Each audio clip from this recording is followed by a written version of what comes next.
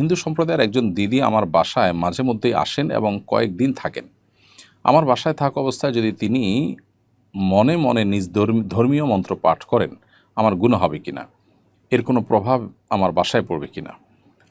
বোন ফারজানা আখি, আপনার বাসায় হিন্দু যে কাজের লোক কাজ করেন, তিনি ব্যক্তিগতভাবে তার ধর্মের কোনো কিছু পাঠ করলে সেটা জন্য আপনার গুনাহ হবে না, কারণ আপনি এখানে কোনো প্রত্যক্ষ বা পরোক্ষভাবে তাকে তার এই কাজের জন্য বা শিরকের জন্য আপনি সহযোগিতা করছেন না। তবে এখানে একটি বিষয় বলতে হবে, তা হলো যে এই জাতীয় মন্ত্রপাঠ বা এই জাতীয় আপনার তার ধর্মের আপনার বিভিন্ন বলি যখন আওড়ান, তখন খুব স্বাভাবিকভাবে স্পিরিচুয়ালি আপনার সেখানে বরকত এবং কল্যাণ যেটি আপনার ঘরে, আপনার বাসা বাড়িতে আসার কথা, সেটার পথ কিন্তু রুদ্ধ হয়। কারণ যে জায়গায় শিরক হবে, যে জায়গায় নাজায়েজ কাজ হবে, সন্দেহাতীতভাবে সেখানে আল্লাহর রহমতের আসার দুয়ার বন্ধ হবে।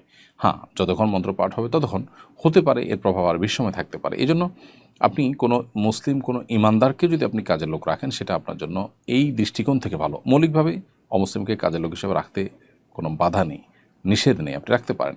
কিন্তু যদি সে তার ধর্মের সমস্ত মন্ত্র ইত্যাদি পাঠ করে, স্পিরিচুয়ালি আপনার ক্ষতিগ্রস্ত হওয়ার আধ্যাত্মিকভাবে আপনার ক্ষতিগ্রস্ত হওয়ার আশঙ্কা আছে। বাট শরিয়ার দৃষ্টিকোণ থেকে এর কোনো দায় আপনার উপর আসবে না এবং আপনি গুনাহগার হবেন না।